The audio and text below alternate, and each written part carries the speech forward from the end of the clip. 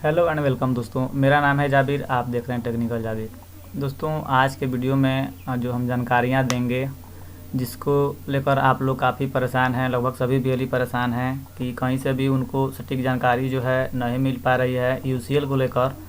तो मेरे पास एक मेल आया हुआ है, लगभग सभी बीएलई के पास एक मेल आया हुआ है जिसमें कुछ दिशा निर्देश यूसीएल को लेकर दिए गए हैं और लगभग उनके सभी सवालों का जवाब जो है उसमें दिया गया है। जैसे स्टैटिक आईपी हो गया, आईआईबीएफ सर्टिफिकेट अभी तक नहीं मिला है, यूसीएल से संबंधित जो भी सवाल हैं उन सभी के जवाब आज के इस वीडियो में हम देने की कोशिश करेंगे। तो आपसे गुजारिश है कि प्लीज़ अंत तक इस वीडियो को देखिएगा ताकि आप जो है आपके मन में जो है यूसीएल से रिलेटेड जो भी डाउट्स हैं उन क्लियर हो जाएं। तो चलिए वीडियो को शुरू करते हैं। दोस्तों, सबसे पहले जो 7 दिशा निर्देश दिए गए हैं यूसीएल के लिए सीएससी की तरफ से, हम उनको देखते हैं और उन्हीं में आपके मन के सारे सवालों का जवाब जो है हम देने की कोशिश करेंगे। और उसमें लगभग दिया गया है सभी सवालों के जवाब, और जो नहीं दिया गया है हम अपने तरफ से पूरी कोशिश करेंगे आपको बताएं। तो सबसे पहले चलिए हम पहला दिशा निर्देश देख लेते हैं क्या है। इसके लिए आप सबको एक मेल आया होगा, आप मेल देख सकते हैं। हमारे पास एक मेल आया हुआ है जिसमें ये वाला PDF हमको मिला है। हम इसको डाउनलोड करके रख लिए। यहाँ पर आप देख सकते हैं सबसे फर्स्ट में ही लिखा है आधार यूसीएल कार्य दिशा निर्देश। यहाँ पर 1 नंबर में है सीएससी बीएलई, यूसीएल का मानदंड दिया गया है, उसके बाद विवरण दिया गया है। तो पहले में कह रहा है कि वैध सीएससी आईडी जो पिछले 6 महीने से सक्रिय है, यानी कि आपके पास जो सीएससी आईडी है यूसीएल चलाने के लिए मैं दोस्तों बता रहा हूँ यहाँ पर कि आपके पास जो सीएससी आईडी है वो पिछले 6 महीने से सक्रिय होना चाहिए, यानी एक्टिव होना चाहिए। ठीक है। उसके बाद दूसरे जो दिशा निर्देश है, दूसरा नंबर, उसमें सीएससी बैंकिंग कॉरेस्पॉन्डेंट का विवरण दिया गया है, जिसमें पहला कहा जा रहा है बैंकिंग कॉरेस्पॉन्डेंट केवल सीएससी द्वारा प्रदान किया गया हो और वर्तमान में सक्रिय ट्रांजैक्टिव होना चाहिए।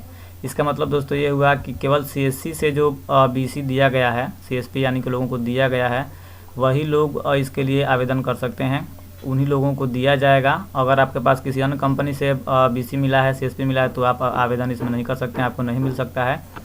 और उसके बाद से अगर आपको बीसी कॉरेस्पॉन्डेंट मिला है तो आप एक्टिव होना चाहिए आपका आईडी, और उसमें ट्रांजैक्शन हो रहा होना चाहिए, तभी जो है आपको आधार यूसीएल का काम जो है मिलेगा।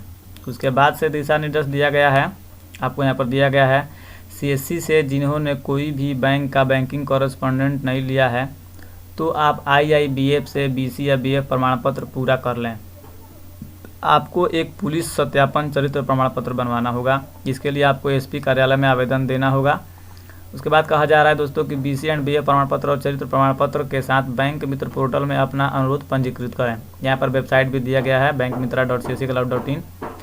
आपको अपना जो आईआईबीएफ का सर्टिफिकेट है, यानी आपको उसका पंजीकरण करके एग्ज़ाम दे देना है और उसका जो सर्टिफिकेट ले लेना है और बैंक मित्रा के पोर्टल पर जाकर आपको अपना अपलोड कर देना है। इसके अलावा आपको आपके ज़िले के एसपी ऑफिस में जाना है, वहाँ पर आपको करेक्टर सर्टिफिकेट बनवाना होगा, जो कि काफ़ी महत्वपूर्ण है, इसके बिना आपको नहीं दिया जाएगा। फ़िलहाल के लिए इतना जल्दी तो बनेगा नहीं, लेकिन जब तक यह नहीं बनता है तब तक आप बैंक मित्रा के वेबसाइट से जब रजिस्ट्रेशन कीजिएगा, वहाँ पर सीएससी का एक आपको करेक्टर सर्टिफिकेट मिलेगा सीएससी की तरफ से, आप उसको साइन करके अपलोड कर सकते हैं। जब बाद में आ जाएगा आपको तो अपलोड करना पड़ेगा। उसके बाद से कह रहा है कि यहाँ पर अगर आप आईआईबीएफ के लिए एग्ज़ाम दिए हैं और आपको आपका सर्टिफिकेट प्राप्त नहीं हुआ है तो आप देख सकते हैं यहाँ पर एक मेल आईडी दिया गया है, हम ये मेल आईडी डिस्क्रिप्शन में भी दे देंगे। आप देख सकते हैं यहाँ पर anil@iibf.org.in को IIBF पास स्कोर कार्ड संलग्न करते हुए ईमेल करें। आपको इनके ईमेल आईडी पर अपना स्कोर कार्ड पास करने के बाद से स्कोर कार्ड मिलता है, कितना मार्क्स आपको मिला है, तो वो आपको इनके पास शेयर करना पड़ेगा ईमेल के ज़रिए। अगर आप यह शेयर करते हैं तो आपको 2 या 3 दिन के भीतर आपको आपका प्रमाण पत्र जो है मिल जाएगा। नोट में यहाँ पर कह रहा है कि आईआईबीएफ उत्तीर्ण उम्मीदवार जिन्होंने 2 महीने होने के बाद भी अपना प्रमाण पत्र प्राप्त नहीं किया, केवल वे उम्मीदवार इस मेल आईडी पर मेल कर सकते हैं। अगर आप 2 महीने पूरे नहीं किए हैं तो आपको मेल करने की ज़रूरत नहीं है, आपका जो है वेबसाइट से ही निकल जाएगा। अन्य कोई अगर आपको सहायता लेनी है तो अपने जिला प्रबंधक और समन्वयक से संपर्क कर सकते हैं। यहाँ पर उनका कॉन्टैक्ट लिस्ट इस लिंक में दिया गया है, आप इस लिंक पर क्लिक करके जा सकते हैं, वहाँ से आप देख सकते हैं। इसके अलावा अगर आपने अभी तक आईआईबीएफ का एग्ज़ाम नहीं दिया है तो आप यहाँ से सेंटर देख सकते हैं कहाँ कहाँ सेंटर आपका नज़दीकी एरिया में है, तो आप वहाँ पर जाकर अपना एग्ज़ाम दे सकते हैं। उसके बाद 3 नंबर में है आधार सर्टिफिकेशन। इसमें दोस्तों ये महत्वपूर्ण है, काफ़ी महत्वपूर्ण है इसमें। तो सबसे पहले कह रहा है कि बैंकिंग कॉरेस्पॉन्डेंट VLE NSEIT के पास सुपरवाइजर ऑपरेटर का प्रमाण पत्र होना चाहिए। आपके पास NSEIT का सुपरवाइजर या ऑपरेटर का सर्टिफिकेट होना चाहिए। UIDAI SIFI से पास प्रमाणित सुपरवाइजर ऑपरेटर को वर्तमान में अमान्य कर दिया है। यहाँ पर SIFI से बहुत लोग एग्ज़ाम दिए थे आधार सुपरवाइजर या ऑपरेटर का, तो वो जो है अमान्य कर दिया गया है। आपको NSEIT से एग्ज़ाम देना पड़ेगा और वहाँ पर आपको फिर से पंजीकरण करके एग्ज़ाम देने जाना पड़ेगा। तो कह रहा है कि स्पष्ट रूप से यहाँ पर कह रहा है कि UCL में केवल बैंकिंग कॉरेस्पॉन्डेंट VLE और NSEIT प्रमाणित सुपरवाइजर ऑपरेटर ही काम करेंगे। केवल CSE के VLE काम करेंगे, जो जिनको BC मिला है वो लोग, और NSEIT से जिनको सब सर्टिफिकेट मिला है आधार का काम करने के लिए, चाहे वो ऑपरेटर हो या सुपरवाइजर हो, तो वो लोग ही केवल इसमें काम करेंगे। अब यहाँ पर कह रहा है कि NSEIT सुपरवाइजर और ऑपरेटर प्रमाण पत्र पाने के लिए इस लिंक के माध्यम से आवेदन करें। यहाँ पर आपका आवेदन करने के लिए लिंक भी दे दिया गया है, तो आप यहाँ से क्लिक करके आवेदन कीजिए, जाके एग्ज़ाम दीजिए, अपना सर्टिफिकेट प्राप्त कीजिए। 4 नंबर में दोस्तों कह रहा है कि UCL पंजीकरण। यहाँ पर UCL रजिस्ट्रेशन लिंक पे करना अनिवार्य है। आपको eseva.csecloud.in/UCL पे जाके अपना पंजीकरण जो है करना अनिवार्य है UCL के लिए। उसके बाद से 5 नंबर में जो है अहम चीज़ यहाँ पर है, UCL क्रेडेंशियल का एक्टिवेशन रिक्वेस्ट आपको डालना पड़ेगा। उसके लिए आपको पहला ऑप्शन दिया गया है, user credential activation request link पे करना अनिवार्य है। आपको यहाँ पर गूगल फॉर्म का एक लिंक दिया गया है, आपको इस पर क्लिक करके अपना सारा डिटेल अपलोड करना है। यहाँ पर क्या क्या अपलोड करना है आप यहाँ पर देख सकते हैं नीचे। सबसे पहले कह रहा है कि सभी form, operator activation form, supervisor operator certificate, Aadhaar card, BC ID allotment letter and police verification. एक बार और सुन लीजिए, operator activation form, supervisor operator certificate, ठीक है। उसके बाद से आधार कार्ड लेटेस्ट डाउनलोड करके, उसके बाद से BC ID अलॉटमेंट लेटर यानी ID कार्ड आपका BC का, उसके बाद से पुलिस वेरिफिकेशन जो कैरेक्टर सर्टिफिकेट हमने ऊपर बताया हुआ है वो आपको, ये सारा चीज़ इसमें इस गूगल शीट में अपलोड करना पड़ेगा, ठीक है। Copy not old more than 3 months को ध्यानपूर्वक कलेक्ट करना है। आपको 3 महीने से ज़्यादा पुराना डॉक्यूमेंट नहीं देना है, यानी कि कैरेक्टर सर्टिफिकेट 6 माह तक होता है, तो आप 6 माह से ज़्यादा का सर्टिफिकेट नहीं डाल सकते हैं। आप कोशिश कीजिए नया वाला ही डालें। इन केस अगर आपके पास अभी नहीं है तत्काल में, तो इतना जल्दी बनेगा नहीं, हमने पहले भी बताया है। तो आपके पास फ़िलहाल में जो है ओल्ड वाला है तो ओल्ड वाला, नहीं तो CSE से डाउनलोड करके उसको अपलोड कीजिए, ठीक है। उसके बाद से कह रहा है कि CSE केंद्र पर मान्य ब्रॉडबैंड इंटरनेट कनेक्शन के साथ एक्टिवेटेड स्टैटिक IP ब्रॉडबैंड विक्रेता संपर्क कर खरीदना है और गूगल फॉर्म पर भी उल्लेख करें। दोस्तों आपको स्टैटिक IP लेना है। अब बात करते हैं स्टैटिक IP है क्या। दोस्तों 2 प्रकार के IP होते हैं, एक डायनेमिक IP, एक स्टैटिक IP। डायनेमिक IP वो होता है दोस्तों जो हमेशा चेंज होते रहता है, यानी कि आपके मोबाइल से इंटरनेट चला रहे हैं, तो जब भी आपका नेट डिस्कनेक्ट होगा या आप बंद करते हैं फिर से चालू करते हैं तो आपका IP जो है चेंज हो जाएगा। ऐसा इसलिए होता है कि डायनेमिक IP जल्दी ट्रेस नहीं हो, ठीक है। तो इसलिए डायनेमिक IP हम लोग मोबाइल में यूज करते हैं, और वाईफाई, जनरल वाईफाई जो यूज़ करते हैं हम लोग उसमें डायनेमिक IP मिलता है, लेकिन स्टैटिक IP ब्रॉडबैंड कनेक्शन लेने पर ही मिलता है। वो IP जो होता है स्टैटिक IP वो चेंज नहीं होता है। एक मतलब यूँ कहें तो आपको पर्सनल IP मिलता है जो कि हमेशा बरकरार रहेगा, आपको उसी के माध्यम से काम करना है। वो आप बंद कीजिए चालू कीजिए, वो चेंज नहीं होता है। एक आपके नाम से रजिस्टर हो गया स्टैटिक IP, तो वो आपके नाम से रजिस्टर हो गया, ठीक है। तो पर्टिकुलर उस IP से जो भी काम होगा वो आपके नाम पर रजिस्टर हुआ कि नहीं, इनके नाम पर ये IP है तो इन्हीं ने काम किया है। आप समझ सकते हैं मैं क्या बताना चाह रहा हूँ यहाँ पर। कुल मिलाकर कहना ये है कि आप एक IP से चलाइएगा तो CSE को ट्रेस करने में आसानी होगा कि आप ही आधार UCL का काम कर रहे हैं, और जहाँ पर आपको लोकेशन दिया गया है वहीं पर आप काम कर रहे हैं। तो अब बात करते हैं कि स्टैटिक IP तो क्लियर हो गया कि है क्या। अब बात करते हैं आप कहाँ से लीजिएगा। दोस्तों इसके लिए आप अपने नज़दीकी जो एयरटेल के ऑफिसेस होंगे वहाँ जाके संपर्क कर सकते हैं, या नेट पर airtel.in या .com पे जाके आप वहाँ पर भी देख सकते हैं। आपको वहाँ से आपको डिटेल मिल जाएगा, या आपके एरिया में डीलर या डिस्ट्रीब्यूटर भी होंगे जो कि ब्रॉडबैंड का कनेक्शन देते हैं, जैसे PSPL हो गया, आप वहाँ पे जाके उनसे संपर्क कर सकते हैं। तो ये आपको नेट के माध्यम से पता चल जाएगा, आप वहाँ जाके कर सकते हैं। तो इसमें बात करते हैं दोस्तों कि इसमें मशीन लगवाना पड़ता है, इसका कॉस्ट भी आता है। तो स्टैटिक आईपी लगभग 2 MB के स्पीड के साथ आपको पड़ जाएगा लगभग 250 के आसपास आपको ये पड़ना चाहिए। और उसके बाद से मशीन का कॉस्ट लगभग 7,000 से लेके 10,000 के बीच में अलग अलग लोकेशन के हिसाब से लोग लगा रहा है अभी दाम, हमने जहाँ तक पता किया है। ठीक है, तो ये चीज़ें होती है। तो आप पर मंथ स्टैटिक आईपी के लिए अलग से चार्ज आपको देना पड़ता है, जो कि 7,500 10,000 के बीच में जो भी होगा आपको उसमें से वो लोग मैनेज कर देते हैं। तो आप ये चीज़ें पहले कंफर्म कर लें। और ब्रॉडबैंड कनेक्शन आप जब भी लें तो इंटरनेट की स्पीड आपको क्या मिलने वाली है वो चीज़ देख लें, और पर मंथ आपका प्लान क्या मिल रहा है वो चीज़ देख लें आपको, और डाटा कितना मिल रहा है वो चीज़ भी आपको देखना पड़ेगा। तो ये हो गया स्टैटिक आईपी का प्रॉब्लम। अगर कोई डाउट आपको इसमें बचता है तो आप कमेंट कर सकते हैं, हम पूरी जानकारी देंगे। अब इसके बाद कह रहा है यहाँ पर 6 नंबर में यूसीएल केंद्र की तत्परता। यहाँ पर जो मेन गाइडलाइन है वो आपको यहाँ पर दिखाई दे रहा है।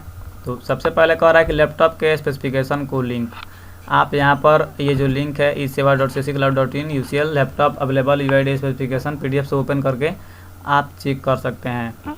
तो चलिए हम यहाँ पर देखते हैं कि इस लिंक में आखिर क्या है ऐसा। हम यहाँ पर अलाउ करते हैं इसको और देखते हैं कि क्या दिखाता है। आप देख सकते हैं यहाँ पर लैपटॉप जो चाहिए यूसीएल चलाने के लिए उसकी जानकारी यहाँ पर दी गई है। हमने पिछले में भी एक वीडियो बनाया था जिसमें आपको सारी जानकारी हमने इसके बारे में लगभग दी हुई है। मैं उसका लिंक डिस्क्रिप्शन में दे दूँगा, आप वो देख लीजिएगा। ठीक है, तो ये चीज़ क्लियर हो जाएगा। उसके बाद से आपके लैपटॉप में TPM मॉड्यूल होना चाहिए। आप उसको चेक करने के लिए यहाँ पर हिंट दिया गया है, स्टार्ट बटन पर क्लिक कर रन ऐप को ओपन करें और टाइप करें tpm.msc लिखकर इंटर प्रेस करना है। उसके बाद से आपके सामने जो है आपके लैपटॉप में TPM इंस्टॉल है या नहीं तो वो आपको दिखाई दे देगा। अगर नहीं तो आप इस लिंक पर क्लिक करके भी देख सकते हैं। ठीक है, उसके बाद से ऑप्शन कह रहा है कि valid BIOS serial number check करें। अब आपके पास जो सीरियल नंबर है बायोस का वो वैलिड है या नहीं। हिंट में आपको यहाँ पर दिया गया, स्टार्ट बटन पर क्लिक कर रन में जाना है और CMD टाइप कर इंटर बटन दबा दें। डॉस ओपन होने के बाद WMIC BIOS get serial number type कर इंटर बटन दबा दें। आपके बायोस का जो सीरियल नंबर होगा वो आपको दिखाई दे देगा। ठीक है, उसके अलावा आप इस लिंक पर क्लिक करके भी जान सकते हैं। इसके अलावा आपको क्या चाहिए, इसमें सिंगल फिंगरप्रिंट स्कैन डिवाइस की उपलब्धता, आपके पास एक बायोमेट्रिक होना चाहिए। उसके बाद से आपको क्या होना चाहिए, single iris scan device order होना चाहिए। आपके पास ये ऑर्डर करना पड़ेगा। आप CSC ID से भी जाके कर सकते हैं, नहीं तो इस लिंक पर क्लिक करके भी ऑनलाइन आवेदन इसके लिए कर सकते हैं। इसका कॉस्ट दोस्तों लगभग 3690 रुपये के आसपास शायद CSC में है, 3600 के आसपास है, मैं श्योर नहीं हूँ। आप जाके देख लीजिएगा इस लिंक पर क्लिक करके। तो आपको ये ऑर्डर करके मंगा लेना है। इसके अलावा कह रहा है कि TFT मॉनिटर डिवाइस और कलर मल्टी फंक्शन प्रिंटर की उपलब्धता। तो आपको एक कलर प्रिंटर और एक TFT होना चाहिए जो कि आपके डेस्कटॉप या लैपटॉप के पीछे लगा होगा, ताकि कस्टमर को उसमें दिखाई दे कि आप जो भी डाटा एंटर कर रहे हैं वो सही है या गलत है। कस्टमर उसमें देख के पुष्टि करेगा, उसके बाद ही आप उसको सबमिट कर पाइएगा। उसके बाद से आपको GPS डिवाइस चाहिए। इसके अलावा CSC में कम से कम 5 नागरिकों को बैठने की प्रतीक्षा क्षेत्र का स्थान की उपलब्धता आपको होना चाहिए, कम से कम 5 लोग बैठ सकें। अमूमन तो हर जगह ये होता ही है। उसके अलावा कह रहा है कि केंद्र में CCTV कैमरा की उपलब्धता, आपके पास CCTV आपके सेंटर में लगा होना चाहिए। अब कह रहा है कि RAMP और व्हील चेयर की उपलब्धता के साथ दिव्यांग अनुकूल केंद्र। अगर आप ऊंचाई पर हैं तो आपके सेंटर तक जाने के लिए दिव्यांगजनों को व्हील चेयर की उपलब्धता होनी चाहिए। अगर आप ग्राउंड फ्लोर पर हैं तो इसकी लगभग ज़रूरत नहीं है, क्योंकि वे आसानी से आपके पास पहुंच जाएंगे। नागरिकों के लिए उपलब्ध टोकन प्रणाली मशीन, ये फैसिलिटी लगभग होना चाहिए, क्योंकि नेट से बहुत सारे लोग अपॉइंटमेंट बुकिंग करके आपके पास आएंगे। तो ये चीज़ आपके पास होना चाहिए। और कह रहा है इसमें नागरिकों के लिए केंद्र में शौचालय की सुविधा। तो ये चीज़ दोस्तों पॉइंटेबल है कि शौचालय आपके सेंटर के आसपास होना चाहिए नागरिकों के लिए। तो ये आप देख लीजिएगा। उसके बाद से स्टैटिक आईपी का हम बता ही दिए हैं ऊपर से। और स्टैटिक केंद्र यूसीएल के लिए ICC सामग्री जो भी लैपटॉप में लग रहा है आपके पास होना चाहिए। तो ये सारा चीज़ आप जो है आप कंफर्म एक बार कर लीजिए। मैं इस PDF का लिंक भी डिस्क्रिप्शन में दे दूंगा, आप डाउनलोड करके एक बार अपने स्तर से ध्यानपूर्वक पढ़ लें। उसके बाद यहाँ पर कह रहा है सभी दस्तावेजों को सत्यापित करने के लिए एक सत्यापनकर्ता नियुक्त करें। प्रत्येक आधार अपडेट केंद्र के लिए अनिवार्य है। यहाँ पर कह रहा है सत्यापनकर्ता नियुक्ति प्रारूप के लिए लिंक डाउनलोड करें। चलिए हम इसको डाउनलोड करके देखते हैं कि इसमें सत्यापनकर्ता के लिए क्या क्या डिटेल्स हैं। आप अगर पहले से काम कर रहे होंगे तो आपको पता होगा कि एक व्यक्ति होता था जो आधार का डाटा वेरीफाई करता था, उसके बाद ही डाटा जो है भेजा जाता था। तो हम यहाँ पर PDF हमको मिला है, हम देखते हैं यहाँ पर इसमें क्या लिखा है। डेट लिखा है, उसके बाद से the head of operation CSC e government service India limited, subject request of engagement letter for document verifier. यहाँ पर ये लेटर आपको दिया गया है, कहा गया है कि dear sir CSC bank BC, यहाँ पर कोड दिया गया has been engaged at enrolment agency by registrar CSC e-governance service India limited for setting up Aadhaar online demographic update centre. Mrs mister, जिस व्यक्ति को वेरीफायर बनाना चाहते हैं उसका नाम यहाँ पर has expressed interested in working as a document verifier at this Aadhaar update centre for the registrar. तो यहाँ पर उस व्यक्ति का नाम डालना है, उसके बाद से ये जो कॉलम दिया गया है इसमें उनका नाम डालना है, उसके बाद से वेरीफायर डिजिग्नेशन, किस पद पे वे कार्यरत थे, उसके बाद से उनका एड्रेस, उनका मोबाइल नंबर, उनका email ID, state name, district name, centre address, location code आपको यहाँ पे भर देना है। The above verified documents are enclosed, आपको उनका आधार कार्ड लगाना पड़ेगा साथ में। उसके बाद से you may kindly consider to engage mister, उनका नाम, as verifier at the above mention Aadhaar online update centre. Thank you your truly भेली का नाम यहाँ पर डाल देना है। उसके बाद से इनक्लोज में क्या क्या डालना है, उनका रिज्यूमे डालना है, प्रूफ ऑफ आइडेंटिटी डालना है, प्रूफ ऑफ एड्रेस डालना है, जॉब प्रूफ डालना है, first page of bank passbook उनका यहाँ पर डालना है। तो ये दोस्तों एक नया क्या बोलें इसको, एक नया रूल जो है इसमें लगा दिया गया है, जो पहले भी था अब भी है, लेकिन UCL में फिर से लगा दिया गया है। आपको ये चीज़ें पूरी करनी पड़ेगी, तो आप इसको प्रिंट कर लीजिएगा, कंप्लीट करके इसको भी आपको अपलोड करना पड़ेगा। चलिए उसके बाद हम देखते हैं कि यहाँ पर आधार UCL सेंटर चेकलिस्ट दिशा निर्देश लिंक। तो आप यहाँ पर देख सकते हैं इसमें बहुत सारा डिटेल दिया गया है। Kit running at the approved location, all hardware being used as per UID specification, only licensed Aadhaar software being used. बहुत सारी चीज़ें यहाँ पर दिया गया है जो कि आपको इसमें कमेंट में यस नो टिक लगाना है कि अवेलेबिलिटी है या नहीं है यहाँ पर, ठीक है। उसके बाद से नीचे साइन करना है, डेट ऑफ इंस्पेक्शन लगाना है, सिग्नेचर करके इसको भी आपको अपलोड करना पड़ेगा। उसके बाद 7 नंबर में है UCL सॉफ्टवेयर प्रशिक्षण। बैंकिंग कॉरेस्पॉन्डेंट को UCL सॉफ्टवेयर पर काम करने की ट्रेनिंग CSC की आधार टीम देगी। UCL पर काम करने के लिए आधार की टीम जो है ट्रेनिंग देगी। उसके लिए यहाँ पर UCL सॉफ्टवेयर डाउनलोड लिंक आपको यहाँ पर दिया गया है, आप यहाँ से UCL का सॉफ्टवेयर डाउनलोड कर सकते हैं, ठीक है। तो इस लिंक पर क्लिक करके आप UCL सॉफ्टवेयर डाउनलोड कर लीजिएगा। उसके बाद से आप इसमें काम करना शुरू कर पाएंगे। जैसे यहाँ पर क्रेडेंशियल आपको उधर से मिलता है, उसके बाद आपको इसमें एक्टिवेशन करवा दिया जाएगा, आप काम करना शुरू कर देंगे। तो यहाँ पर दोस्तों एक चीज़ और हम बताना आपको चाहेंगे कि आपने जो पंजीकरण कर लिया है, सारी दिशा निर्देश पालन कर लिया है, तो आपको एक और मेल इसके पहले आया होगा, उसमें आपको बताया गया होगा कि आपके पास जो भी हार्ड कॉपीज़ हैं जिनको आपने अपलोड किया है उन सबको CSC के एड्रेस पर आपको भेजना ज़रूरी है कुरियर के माध्यम से। तो आप वो जल्द से जल्द भेज दीजिए, क्योंकि उधर से दिशा निर्देश आया है कि जो लोग भेजेंगे जिनका डॉक्यूमेंट ऑफिस में प्राप्त होगा तो उन्हीं का जो है आधार क्रेडेंशियल जो है अब एक्टिव किया जाएगा। तो आप जो है यह सुनिश्चित करें, अगर आप कुरियर कर सकते हैं तो कुरियर कर दीजिए, अगर हाथों हाथ ऑफिस में जमा करना चाहते हैं तो आप वहां पर जाकर भी कर सकते हैं। उसके लिए टाइमिंग शायद 11 से 2 बजे तक रखा गया है या 4 बजे तक रखा गया है, आप एक बार देख लीजिएगा उस मेल में। तो आप ये चीज़ें जाके कर लें। उसके बाद से उम्मीद करते हैं कि आपको जो है UCL का काम सफलतापूर्वक मिल जाएगा और आप अपने सेंटर पर आधार का काम लोगों को प्रोवाइड करा पाएंगे। तो आज की वीडियो में यही था। अगर वीडियो अच्छा लगा हो, जानकारी अच्छा लगा हो, तो हमारे चैनल को सब्सक्राइब जरूर कीजिएगा और बेल आइकन जरूर दबाइएगा, ताकि आधार UCL और CSC से रिलेटेड जो भी सर्विसेज नई नई आ रही हैं उनकी जानकारियाँ हम आप तक पहुँचाएँ। आज की वीडियो में इतना ही। जय हिंद।